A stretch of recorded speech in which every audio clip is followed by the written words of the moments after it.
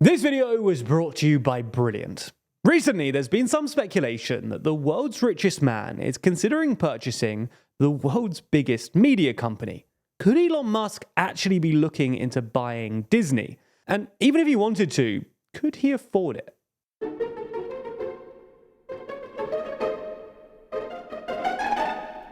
Before we get into finances, let's unpack the reasons that people speculate that Musk might actually want to purchase the keys to the House of Mouse.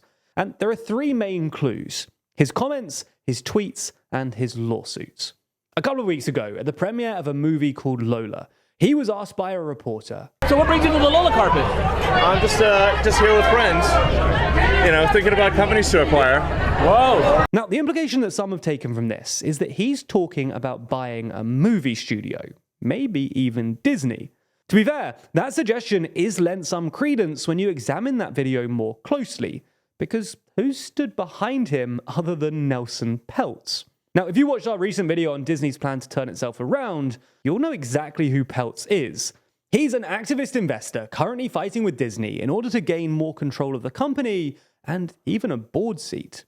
This isn't a coincidence either. When Elon said that he was just there with friends, Peltz is who he was referring to, with the two hanging out all night at the premiere.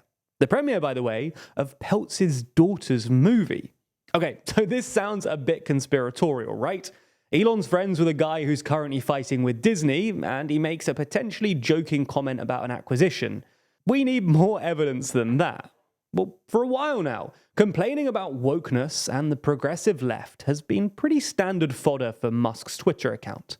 However, one continued subject of his ire has been Disney, with him regularly railing against the company and specifically its leader, Bob Iger. Take this tweet where he slammed a leaked inclusion document purportedly from Disney, remarking that it is mandatory institutionalized racism and sexism, specifically racism against white staff members and sexism against men. He also shared tweets from Peltz's company which critique Disney's current board members, remarking brutal track record. Shareholders have been incredibly poorly served by the Disney board. He's also repeatedly remarked things like Walt Disney would despise Bob Iger, or Walt Disney is turning in his grave over what Bob has done to his company. He's also attacked Iger in person too. At Bloomberg's DealBook Summit last year, after Iger explained why his company had pulled advertising from Twitter, Musk specifically called out Bob Iger. If somebody's going to try to blackmail me with advertising, blackmail me with money, go f yourself. The final piece of evidence worth exploring, though, is the lawsuit between Gina Carano and Disney. Now, Carano used to be an actor on The Mandalorian before being fired for a number of tweets that she made, including one where she compared being a Republican in 2021 to being Jewish during the Holocaust. Now, for a while now, Musk has offered that if anyone gets cancelled or punished by their employer for their tweets, then he will cover their legal fees. And it seems that this offer was extended to Carano specifically, with Musk tweeting, "Please let us know if you'd like us to join the lawsuit against Disney." And it seems that she's taken up the offer, with X's head of business operations remarking that they were proud to provide financial support for Gina Carano's lawsuit, empowering her to seek vindication of her free speech rights on X and the ability to work without bullying, harassment, or discrimination. Now, this lawsuit likely will fail, because as with nearly all contracts of this type, Carano's almost certainly features a clause preventing her from bringing her employer into disrepute, something that Disney could easily argue Carano's remarks did. And beyond that, she's not covered by First Amendment protections anyway.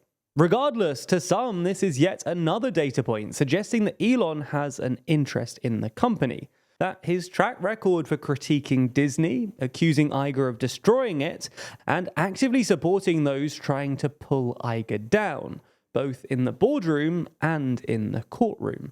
The thing is, though, that even if these slightly wild, strung-together conspiracy theories are true, that doesn't mean that Musk could actually practically buy Disney.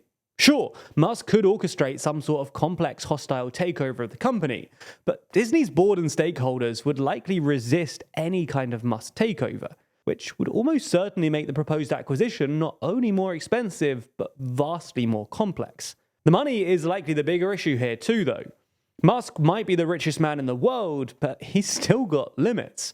Despite being valued at just over $200 billion, a good chunk of his valuation is tied up in his company's stocks and other similarly illiquid assets. It's hard to secure up-to-date figures, but around the time of his Twitter lawsuit, it was estimated that as much as 99% of his wealth was tied up in Tesla and SpaceX. He certainly could sell some of this stock to free up capital, but liquidating too much of either company's stock could easily lead to a drop in valuation, so he'd be cautious of going too far.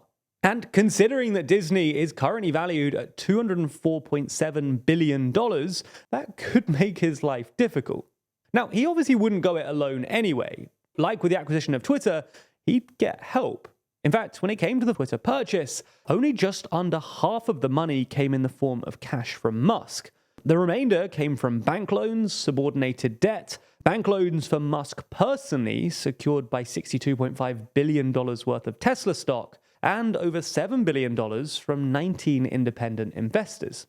Problem is, though, that investors and banks were already cautious of Musk's semi-erratic behavior. Now, following increased personal controversy, allegations of anti-Semitism, advertiser boycotts, and crashing the value of his latest acquisition, it's very possible that investors might be even more cautious than they were before, especially when it comes to an acquisition that looks clearly politically and ideologically motivated. The thing is, though, does that even matter? Musk might not have the money to buy Disney, but does he even want to? I did present some evidence that he's frustrated and annoyed by the current Disney management. Some might even say triggered. But that's not evidence that he actually wants the financial and legal burden associated with owning the Magic Kingdom. Elon is very often just a prolific poster, and there's little evidence that this is any different. He might genuinely be annoyed that Disney is making more woke movies, but purchasing the company would obviously be an extreme reaction, especially as our research into the wokeness of Disney, linked in the description, uncovered some very interesting results. So for now, Musk likely can't afford to buy Disney even if he wanted to. And honestly, there's little evidence that he actually does. A lot of stuff in our videos can often seem pretty complicated, especially when we dive deep into detailed data and economics. But there's a fun and easy way for you to learn more about these topics, which doesn't cost thousands of dollars a year or take years of studying. That's because Brilliant is the best way to learn maths, data science, and computer science interactively. And the fun thing is that it doesn't take long to learn either. These complex topics are broken down into small and accessible chunks, designed around your busy schedule, whatever your skill level. That means that if you spend just a few minutes a day, you can gain new knowledge over time in an actually fun way. As time goes on, you'll get used to that feeling of learning too, because it isn't just about sitting down and reading. Brilliant teaches you by doing, using active learning to teach you the principles of otherwise quite complex topics, and ensuring that you understand what's actually going on. So whether you want to brush up on your basic math skills, improve your employment prospects by learning about future technology, or just have fun coding, then you can check out everything that Brilliant has to offer for free for 30 days by clicking the link below. Plus, the first 200 people to sign up will get 20% off Brilliant's premium annual subscription. Thank you so much for your support.